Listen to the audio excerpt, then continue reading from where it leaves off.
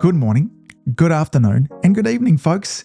Hey, welcome to another episode of the Marketing Your Practice podcast, the podcast where I have the pleasure of simplifying the marketing and the mindset so you, the chiropractor, can increase your income, your impact, and your enjoyment in practice too. This is part 2 of a series focused on how do we revive a dead or stagnant social media account. This is a challenge that many of you are reaching out to me across the chiropractic world saying, nobody's following us on our social media. I'm not getting any interaction, any reach, or any engagement. Now, last week we began the first of our 3 steps working our way. There's 9 steps we're going to go through. We talked about, first of all, starting off with a new bio. Just a word. If you haven't listened to last week, it's fine. Just continue on here and then you can go back to it. These can be done kind of in any order, okay? But briefly, let's give a summary, okay? You need to completely redo your bio, new photographs, new images if you're on Facebook in terms of the image at the top there. We want to make sure that we redo the words that describe the about us, all those things. Okay, we're going to just go through and refresh all of it and go into details about that. We want to start boosting our best performing posts. So we want to pay to play. We can do this organically, but it's really slow and there's no need for it. We can accelerate the process by going back through, looking in the Meta Business Suite or looking at the analytics that are inside the Instagram app and find out what are our best performing posts. And then what we want to do is we want to boost those out just to our local area. It's really simple. Go through step by step. If you need some help and support with this, YouTube will direct you through exactly how to go about that, okay? The third thing we talked about is the platforms want us using all of the available post types. We tend to stick with what we know. And so some of you are just doing image posts. Some of you are just doing lots of reels. Other of you are doing lots of carousels. They want us touching base on all of them. They want us kind of dining from the entire buffet if possible. And so that means we need to be making sure that we're using as much of the platform as possible. And in today's episode, we're going to continue on with number 4 through 9. And number 4 is we want to make sure that we're driving our own traffic. We don't need to, just wait. Again, with boosting our posts, we're taking this into our own hands, but we can drive our own traffic to our posts. And there's several different ways that we can do this. Now, most of you have a patient base. Now, even if you're brand new in practice, that might be just seeing 10 people a week. It's 10 people at least that you can direct towards it. Now, there's several different avenues that I want you to be consistently driving your own traffic towards your post. And one of them is that there should be a link on your website, on all pages of your website, directing people to your social media posts. Now, many of you are doing this, but it still surprises me how many of those links don't work. Okay, you click on them. It's one of the first things I'm doing if I'm reviewing a website for community influencer members. I click on those links and probably about half the time the links go through to where they ought to. So things change. You happen to change your bio or your profile name and then you don't update it, okay? Now, the other spot that it should be is in the signature of all of your emails. So hopefully you're sending regular emails to your patients. And even if you're sending irregular emails, down the bottom there should be a little thing saying, make sure you follow us on the socials. And some people will, not all of them, but this is a numbers game, okay? So website and email. We also should be regularly sending our practice members there when we're talking to them one-on-one. The sort of content you should be creating is not only content that's helpful for new people, people who are not yet patients, but you should be creating content also that's valuable for your existing patients. This means this can be a resource for you that will save you a lot of time and energy. So let's just say you're having a conversation with a practice member and maybe you're talking about magnesium and they're saying, what sort of magnesium should I be looking for? And if it's a deeper dive, again, if it's just a quick answer, you would just answer them then. But you might say, hey, listen, I've done a real deep dive or a short video on this. I'm going to have Mackenzie up the front desk link that through to you. This will answer any questions that you have about magnesium and help you with some choices. And if you've got any more questions about that, you can ask next week. Or maybe it's about choosing a pillow or choosing a bed.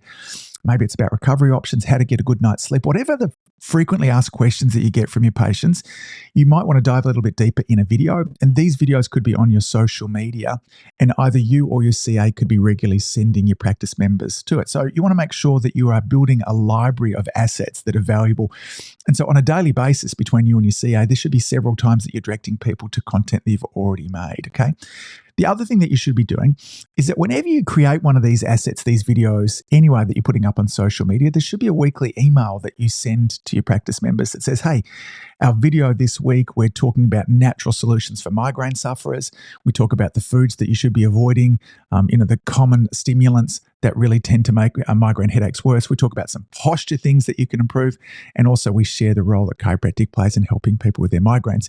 Click here to watch that video. Now, you should be alternating between sending people to your social media and sending people to your own website to watch that video, okay? The final thing that you can be doing to get some real traction on your social media with driving your own traffic is to have some competitions. Now, practice I work with up in Canberra just did a great thing about this. They were celebrating their birthday. Now, they had a bunch of prizes that they put up. Now, the first when we're having prizes, what we're really doing here is it's an ethical bribe to have people, go over and follow our social media, comment on our social media, engage with our social media. But too often the prizes that chiropractors put forwards are really boring and they're not something that's going to stimulate action. So maybe it's, a tub of magnesium or it's 2 adjustments or a free pillow. Now, most people, it's great. It's something for nothing, but we really want to make sure that we lean in with this. This particular practice got vouchers and generous vouchers at wonderful restaurants in town. They got vouchers at local kind of beauty studios, and they gave away a block of adjustments, I think, which was 10 or 12 adjustments. So, $700 or $800. So there needs to be excitement in around. Now, in order for you to go into the draw for these, what you needed to do is take a photograph in the practice there too, if you're getting an adjustment, or after your adjustment there too, and then make sure you tagged the practice. Or you needed to go over and like and comment on one of their posts. I think it was 1 or 2 of those things, or maybe both of those avenues you could actually get entered into it. Then what there needs to be is a tremendous amount of excitement and energy happening from the team inside the practice over the 2 weeks that this is running. You can't just simply print out some posters and expect people to do this passively. You as the chiropractor need to be having discussions in around this. The front desk needs to be having discussions in around this. It needs to be in your emails. Your promotions over this for 2 weeks needs to be focused directly on this. Now, they received a lovely little bump in their followers, plus there was a whole bunch of excitement in around the practice. It gives us something to be enthused about that gets on top of the day-to-day that happens in the practice. So competitions are a great way for you to drive your own traffic. So we can be responsible. We don't have to just leave it out there for the algorithm to send people to us. We can send our own traffic. Now, when we're sending our own traffic to our posts, and Instagram or Facebook or whatever platform sees that there's people there and interacting with, it will then start to show it organically to other people. So it's a bit like we start to push, get that flywheel up and going. It gathers some momentum, and then the social media platforms can do the rest, okay? So on your website, there should be links to your socials. On your email signature should be links to your socials. One-on-one from you and your staff should be linking to your socials. There should be a weekly or a fortnightly email out to your patients sharing your new content that directs them either to your socials or your website. And then probably, 3 or 4 times a year, you can run a competition. These are all great ways for you to be driving your own traffic. The next thing that can be really helpful also to, again, under this theme of driving your own traffic and being responsible for it, is collaborations, okay? This is working with other like-minded businesses in your area. Now, when you're choosing with who to collaborate, when I think about a like-minded business, what I really think about here is that not that you're in the same service industry, so it doesn't have to be in the healthcare industry, but it means that this business serves the same patients or practice members, community people that you do. So it could be a restaurant or a cafe. It might be a natural food store. It could be a clothing store. But you want to look for people who serve the same demographic that you do. Now, why should we collaborate? Well, first of all, what it does is it expands your audience reach. And so when you're both posting together and sharing posts, I'll get into the nitty-gritties of this in a moment there too. It means you get access to their audience also. Now, again, not only when you are choosing somebody that has the same audience that you also they probably need to be at a similar stage of growth. We're tempted, if you've got 1,000 or 2,000 followers, to go to somebody who might have 50,000 followers. There's probably not much in it for them if you've only got 2,000 followers. They need to make sure that it's a win for them because they want to be introduced to your audience, you want to be introduced to theirs. But if they're significantly ahead, there's a lot more in it for you than it is for them. So find somebody that's at about your level, or maybe just a whisker above or below. And then we get to kind of reach out and meet their audience also. The other thing that it does is it enhances credibility through association. When we see that our practice is being supported by another business, there's a real edification that happens through there. We're able to diversify our content. So if we spend a lot of time talking about nervous system and posture and the body's ability to heal, and then all of a sudden, we're down at the natural health food store, we diversify our content. We start to build a referral network. Now, this should be one thing, outside of what we're talking about here. There should be a number of businesses in your town who you're constantly in collaboration with and formal and an informal way where you're referring people back and forwards. Okay, this was a big part of the success of our practice, whether it be Pilates studios, whether it be CrossFit gyms, whether it be yoga studios. We had a network of other businesses that we love to send people to, and they love to send people back to us. And the other thing that does is there's a whole bunch of learning and growth that comes from these. So these are all things that we could collaborate about. Now we need to, in terms of setting up collaboration, we go about this slowly. And when you're looking for businesses to collaborate, one of the first ways to go about this is maybe an email out to your existing patient base, or it could be just a conversation that you decide that you're going to have with your practice members over the next 2 weeks, which could go something like this. We're wanting to expand our reach, our referral network, and we're wanting to know what businesses in town do you really love? What health food stores, what cafes do you love? What gyms do you go to? Which Pilates studios, which yoga studios do you go to? We're wanting to know what's great in our area. And what will come back is your practice members will tell you a bunch of businesses that they love doing business with. Now, you might notice a trend. Lots of people are going to this gym, or lots of people go to this cafe to get their coffee. Then the next step that you would want to do is have a look at them. Is there a match in terms of values and philosophy? We need to be careful if we're going to do collaborations with people that, whilst they might share the same audience, there might be a different philosophy or there might be different values.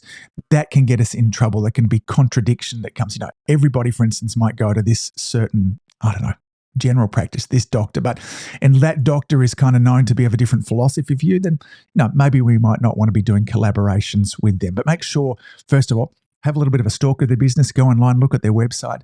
The next step that you might want to take in this is reach out to them. Now, when we reach out to these, the big mistake that people make is that we go too quickly, and we want to kind of jump into a relationship before we've actually laid the foundation. And so if I'm wanting to build one of these relationships, let's just say it was a Pilates studio, I might reach out with a DM via their socials or an email. I would start with that before a phone call and just say, hey, listen, we reached out to a lot of our patients in this last couple of weeks to find out what businesses they love doing business with. And many of them, and I knew this beforehand, really love coming to your Pilates studio. I'd love to come down and have a look around the studio. I'd like to find out more about what you do and find out which others of my patients would be really great to send to you. So I want it to be all about them. At this stage, I'm going to go down, I'm going to have a look at their studio. And if nothing else, I'm going to get to meet another practitioner in town. Now, I always found it really difficult. I understood that in my community, the more people who knew me, liked me, and trusted me, the busier and more effortless my practice would be. But I couldn't just cold call into a shop in my area and say, hi, I'm Angus. I've just set up a new chiropractic practice in town. Here's some of my cards. I just felt too awkward. I know some people do that really easily and effortlessly, but I'm naturally an introvert. Now, I know that might seem strange, but again, I'm sitting in a room by myself here, talking to people. So I know, and I've overcome a lot of my fears of doing stuff like that in video, but that didn't come easily to me. However, when I flipped it around and I didn't make it about me, but I made it about trying to find more about them, then it became really easy to me because I could cold call out or reach out to somebody and say, I've heard amazing things about your gym. Lots of my patients come to see you there, and I'd like to find out more about you and see if there's other people I could send you. Now, I did that authentically. It wasn't some form of manipulation. What I wanted inside my practice and the way I wanted to position myself is kind of like if you imagine like a wheel with spokes coming. I wanted to be the center of a hub there where I knew all the great places in my community. I knew the great restaurants to eat at. I knew the great places to go, the great parks to take your family to. I knew all of those things because I wanted to be a trusted resource for my patients. And this was part of that. Now, many times I would go and meet somebody and go, I'm never sending people there. They're terrible. Because if you send and refer a patient to a place and they have a bad experience, we're to blame for it, okay? They're going to be cranky with you also. But the flip side of that, if you send somebody to that great Pilates studio and they have an amazing experience there, they're going to thank you for it also. We get to build, brownie points for doing things like that too. So I'm going to go out, I'm going to meet this person, I'm going to see is there a match in terms of values, would I be happy sending my patients there? And then what I might do is I might even start with something like this, like, can I come on down and shoot a quick video at your place? So I'd like to kind of show some of our practice members through there, and maybe I could do a brief little interview about your Pilates studio, what type of people you help, what can people expect? And so I start slowly. Now, eventually what this might look like is over a 2-week period is that we might be cross-posting on each other's content. They're posting some information in about Pilates, and we're talking about that on my Facebook or Instagram. And then I'm over on there sharing things about posture, the body being self-healing, and the role that chiropractic can have in helping the community kind of experience a greater sense of well-being. So that's the end result. Collaborations, unless you might already have these relationships that you've done all the groundwork with, and just hearing this now, you're like, great, I'm going over there. We could definitely do this, but it might take some time for you to build this up. But collaborations can be a fabulous way to introduce you to a new audience, build a referral network, diversify your content. This is certainly something that you want to do. All right, let's move on to step number 6 in reviving a dead or stagnant account, and that is making sure that you optimize your captions. In fact, it's not just about optimizing your captions. Many of you completely ignore the captions. You put a really great reel together, maybe a great post, or it could be a wonderful carousel. And then when it comes to the actual captions, the words that go along with it, you kind of rush through those and you don't go into any depth. If somebody is taking the time to read your captions and dive their way in and engage with it, because maybe in your captions what you're doing is that you're encouraging them to comment or share, you're sharing further details, and our captions should expand on the post. When we do this, because we see the first sentence or the first kind of 2 sentences, and then there's that click that button to see more. When the Facebook or Instagram, when the social media platforms see you actually doing it, that's a sign of intent. Okay, they go, man, people are really engaging with this and they're reading more through it. And so if we see that level of engagement, that's going to be a sign for the social media platforms to push your content out. So this means that we need to really prioritize the first sentence. And often I refer to this as starting with a hook. Grab the attention right away. Use a surprising fact, a question, a bold statement, something that's going to capture people's attention and want them to read on. The idea behind that first sentence or 2 sentences is to get them to click the more button, okay? Keep your message really clear and concise. Your message should be really easy to understand. It should avoid jargon. We can dive into really complex concepts often, and we overdo it when we're starting to talk about parasympathetic nervous systems and, sympathetic nervous systems. And, we start talking about vertebra and spinal cords and all that type of stuff there too. And often it confuses people. And as Don Miller says, the author of Building a Story Brand, when we confuse, we lose.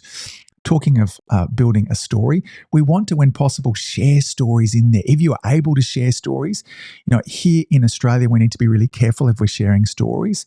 We can share stories of perhaps the initial part of people's journeys that, this person came in to see me because they had migraine headaches. What we did is we checked 1, 2, and 3. But where we would get ourselves in trouble is if we shared the end of the story. Like we said, now they don't have their migraine headaches. We could also share stories in Australia here of people appreciating our services. When John came in to see me here, he really loved the convenience of the practice, loved our front desk staff, loved our nice clean office there too, liked the convenient hours. We can talk all about those things, okay? But if you're in a part of the world that can share testimonials, this should be part of your captions. Relevant hashtags. I'm still sitting on the fence a little bit about hashtags, but if there's a hashtag I think is useful there, some basic ones that just kind of maybe your area. If you're in Port Melbourne, if you're in, who knows where you are, the hashtag of your area is useful. When possible, and this should be on lots of times, there should be a call for engagement. Ask a question, encourage a comment. We want to make sure our captions are encouraging dialogue. So rather than be a monologue of you just saying, what could you say to stimulate a response? The other things we want to make sure that we're doing is proofread. Make sure that you're looking through these and that there are no spelling or grammatical errors. Now, this is a new thing too, because many of you, and you should be using ChatGPT to put together your captions. And I often use them too for a starting point. So it might be, hey, listen, I've just created a video here. I've shared 3 posture tips. I've talked about this with your sleeping. I've talked about this at work, and I've talked about this with lifting. I've gone over the difficulties. So I explain the video. My target audience there is office workers there. And what I want to do is I want to encourage them to, comment down beneath with what are their greatest posture challenges. So ChatGPT often does a really good job of giving a first draft. All right. So, and this just, it greases the wheels, so to speak, to get us started. So when you've got that first draft, you're then going to edit it. You're going to use your language. You're going to make sure that's more personalized. But I see many of you, and I found a member the other day that just cut and paste that straight through there, and it still had the ChatGPT prompt in it, okay? So we don't want to do that because we lose a lot of credibility. It doesn't look great when we kind of leave the prompt in amongst it. So make sure you proofread through for grammatical errors. And if we're using ChatGPT, we remove the prompt from it. So captions are really important. So, a basic caption, if you've got maybe you're just showing a picture of a baby being adjusted. And this is a good thing for those of you that are Aussies out there when we want to show social proof. We can't share testimonials. But if you're a pediatric focused chiropractor and I go and look at your social media and it's full of videos and photographs of babies and families being adjusted and all of them smiling, it looks gentle and everybody looks like we're having a great time there. We build a lot of social proof just from that. Okay, we don't have to share any testimonials, don't have to do anything, but it's like, man, this chiropractor sees a lot of kids. And again, we might do that. And typically I might see something like this that just says, another life changed with chiropractic. Okay, that's something that we could probably have as a caption even here in Australia. And it's kind of cute in some ways, but we could probably tell even a little bit more of a story with that too. And it might be, something that says, witnessing the gentle power of chiropractic care in the smallest patients is always a heartwarming moment in our practice. Today, we had the privilege of introducing this little one to their first adjustment, a gentle, safe, and nurturing experience. It's not just about the adjustment, though. It's about starting a lifelong journey of wellness. Parents, we're here to answer any and all of your questions and to guide you any step or all of your steps along the way. So, we've just shared a little bit more detail in there. It's kind of a little bit of a story arc that goes through. So we can maximize our captions. In essence, put some effort into your captions and it will help you going forward. Step number 7, if we want to be reviving a dead or stagnant account, is that we just have to get to know our audience better. Last week, we talked about a really good marketing is made up of a combination of two things. It's made up of message and messenger. Okay, so who are we being? Are we showing up at our best? And the actual message, what's the message that we're sharing out there? What we're trying to do is we're trying to deliver value. Now, here's the thing with value. What's valuable to one person is not valuable to another. The value, the needs, the fears, the frustrations of a young family that's trying to raise young kids is very different from somebody that's single focused on athletics and recovery and performance. And that's different from somebody who's in their later stages of life. So we need to really get to know who's our person. The idea behind getting really clear around our target audience is simply this. It means that every piece of content that we make, we know it's perfectly designed to be valuable for them. We've got to stop trying to be valuable for everybody because we just don't have the resources and budgets to do that. And even a company as big as Apple is not trying to talk to everybody. They know that there are Apple people versus those that are not. Okay, so getting to know your audience. I want to share with you perhaps 7 questions that you could ask. And you could go about this in several ways. You could put a survey together that you emailed out to your patients, or probably a more straightforward way, and you'll get more valuable information from this, is have your CA over the next month, identify 20 or 30 of your ideal people that fit this. Again, if you're going to ask these questions and you've got a practice that's focused on recovery and performance of athletes, professional and semi-professional, make sure you're asking the athletes, okay, not the people that are. But here's some questions that you could ask them, okay. What are your primary health concerns or goals? What is it about for you? And again, that's going to be a very different answer if that's a mum who's wanting to raise a drug-free family versus an athlete who's wanting to perform better and, make their way to the Olympic Games, okay? Where do you usually look for health and wellness information? So what are the resources they're looking at? Where are they looking online? Where are they looking in social media? Now, we want to go to these places because what we're finding out here is if they've already got a trusted resource, we can go there and we can start to match and mirror, and we can use that for inspiration going forwards. This is not about us, reinventing the wheel. It's totally cool for us to use this for inspiration. Now, we don't want to copy word for word. We want to put our flavor through it. But if we see there that there's lots of articles about, ice baths, there's lots of articles there about hot, cold therapy, there's lots of, sleep recovery, then let's put our flavor through that as well. Again, question number 3 is what type of content do you find most engaging or helpful? Is it videos? Is it blog posts? Are they short videos? Are they watching long videos? What sort of content is it, okay? Question number 4, what are some of the common misconceptions or fears you had about chiropractic care before coming here? Now, when we find this information, we can start to create content that addresses this. We're helping people through that customer journey, and as they're working their way through our content, they might have these concerns going on. Chiropractic is unsafe, it's unscientific, it's going to hurt. We want to address all of these beforehand so we can make it easier for them to come in. Question number 5, who else do you follow for health advice? This is kind of similar to what I was asking before. What accounts do they follow? What sort of information are they sharing, and how do we model that? What other health services have you tried before us? What did you try before that didn't work? Okay. And again, as we're taking somebody through that customer journey, we want to know what their frustration is. I work with a guy at the moment, a community influencer member who does a whole bunch of decompression, both knee and spinal. And so, his people beforehand are trying cortisone shots. They're going to, different sort of PRP injections. Many of them are worried about surgery. So he's having these conversations. Are you scared or concerned about this? Have you tried this and it's not worked? This helps to direct what sort of content. Again, the final question, number 7 here as well, is what was your most significant concern or anxiety that you had about possibly not finding an effective solution? So if we couldn't solve this colic, if we couldn't solve this knee pain, if we couldn't get rid of your migraine headaches, what were you worried about? Now, what we typically identify here is some of the emotional concerns or the emotional reasons that underpin the problem. Again, somebody getting rid of their knee pain is not just about their knee pain. It's what their knee pain is stopping them from doing, their athletic performance, and this is about their identity. When we're helping parents with colicky or unsettled little ones, it's not just about having the bub do better, is that as parents, when our kids aren't doing well, we question our ability to be a great parent. We want to find out this information. We want to communicate with them in their language.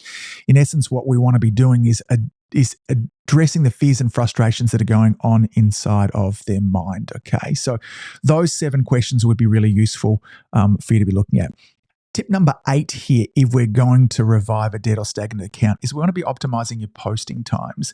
Now, on both of Instagram and through the Facebook Meta Business Suite through there too. If you're posting all of your content, if you're pre-scheduling it, this is what I love about the Business Meta Suite there too, is that if you're, spend one day a week and then maybe you put all of your content together for the next month and then you post all of that or you schedule all of that. When you're using the Facebook Meta Business Suite from here too, it will tell you exactly what are the best times and days for you to be posting this. So it looks at your audience, says, for instance, they're really active on a Monday, Wednesday, and Friday, and they're active at 8 p.m. in the evening. Post at those times. So look for this information. Again, you can find it on Instagram, and you can also, so on Instagram through the professional dashboard or on the Meta Business Suite. And again, if you need some help with this too, just go over to YouTube and say, how do I find out the most popular posting times? And someone will have a little clip there, okay? So let's not make it, again, any harder than what it needs to be. Now, in some cases, when I look at this for some audiences, there's a real difference. Okay. Now, for my audience, for you guys that are listening to this when I email out, the best time for me to sending emails is the start of the week or the weekend. That's the best open times, but that doesn't mean that that's true across the board. The final tip here that I want to touch on, if we could revive a dead or stagnant account, is that we need to really let the best version of you shine through. I touched on this beforehand. I want you to imagine visually here for me a Venn diagram that we've got message and messenger, and they overlap. And when we really nail both of those, we know who our audience is, we know what their fears and frustrations are, we know what sort of content that they need to have created for them. That's the message. We know how to structure that in a way. And then it's us delivering. Now, this particularly comes into account when we're making videos. We need to make sure it's the very best version of us that shines through. And I know I say this a lot, and I'm going to continue to say it again. The best version of you is enough, okay? You being authentic is what your community really needs. Authenticity trumps pretty much anything. And there is an audience for everyone. There's Justin Bieber fans and there's Metallica fans. There's nothing in common with those two other than they're both musicians, the sort of music, the demographic, all that type of stuff there too. But both of them have made millions, from sharing music. And so the best version of you, in fact, I'll go so far as to say, is if you are showing up and trying to be somebody different, there's a level of inauthenticity that is palpable to the community. We have really amazing kind of sensitive radars for searching out authenticity. I mean, it's a survival trait inside of us because if we're seeing some kind of inauthenticity, then we lack trust. And it might mean this person might be doing something that's going to steal our food, steal our shelter, kill our loved ones. Okay, now I know that's a bit dramatic, but that's what our primitive brain is going on. So we really need to let the best version of us shine through. And so one of the things I like to ask, and we did this with community influencer members last week, is asking the questions like, who are you and how do you behave when you're at your best? Some people it's, passion. Others it's empathy. Others it's leadership. Some of us are loud and boisterous, but others are quiet and controlled. It's a matter of finding out. Now, I also understand this. It does take some time to find our authenticity and find who the best version of us is. And it's natural that you're going to kind of lean towards other people. I'm going to do a little bit of this person, a little bit of that person there too. But my experience is probably 20 hours of content, 20 hours of video, 20 hours of you getting a message out there, you're really going to start to find your voice, and it's going to continue to develop as the years go on. So it is all about letting the best version of you shine through and understand. I was talking to a community influencer member recently. He said, look, I kind of hold myself back. I naturally swear a little bit, and this is how I like to dress for practice, and this is how I like to dress. And I feel like when I show up on social media that I need to be a little bit more stuffy. I went, that is holding you back. It's the last thing that you need to be doing. Now, yes, if you get on social media and you start to swear, are you going to turn some people off? Absolutely. I mean, but, look at Joe Rogan, for instance. There's a podcast, the biggest media outlet in the world, and he's a cage fighting commentator, comedian, swears a bunch, often smokes weed on there too, drinks a lot on there too, but loved because he's authentically Joe Rogan. He's not trying to be anything other than himself. And when we find that spot and we leap forward with confidence, it's very, very attractive too. Okay. So let's do a bit of an overview. We've worked our way through those 9 steps. Okay. Now remember, if we've got a dead or a stagnant account, I talked about there being 3 reasons to that. Maybe we've got some content that's shadow banned. Maybe we're posting inconsistently. Maybe it's got something to do with the message. We haven't hit that sweet spot of who we're talking to. So first of all, find out what it is. If you've been shadow banned, clean up that content and, make sure you get that sorted. You need to give yourself time, because even going through these 9 steps here, you need to give yourself the next 90 days. You need to understand, what are you measuring yourself against? And go, in the previous episode, I talked about the benchmarks when it comes to engagement, reach, and growth and followers. Okay, now once we've got our benchmarks, we're going to work our way through these 9 steps. And the first was do a complete makeover of your profile. New images, new words, you name it from there too, okay? Step number 2 is that we want to make sure that we're boosting our best performing posts. In terms of a budget for that, somewhere between $2 and $5 a day. Change the post over every week. Make sure, number 3, that we're utilizing all post types, or at least as many of them as we possibly can, okay? We want to be moving beyond just image posts or just reels. See if we can do some stories, some carousels in there. Make sure we go live every now and then. 4, take responsibility and drive your own traffic. Remember, we talked about emails and competitions.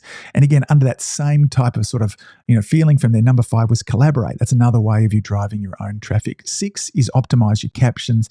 Number 7 is just get to know your audience better. When you get to know your audience and you have a healthy obsession with wanting to be valuable and solve their problems, that in itself is going to make an enormous difference. Number 8 here is don't ignore the posting times. Okay, so don't ignore your posting times. Did I mention number 6, optimize your captions? I might have missed that out. 6 was optimize your captions. 7 was get to know your audience better. And 8 is optimize your posting times. And then finally, number 9 is let the very best version of you shine through. Okay, there's some homework there for you to do.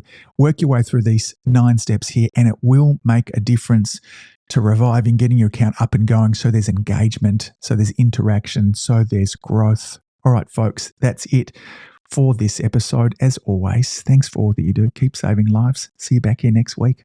Bye. If you've enjoyed listening to this podcast, you have to come and check out my Community Influencer Program.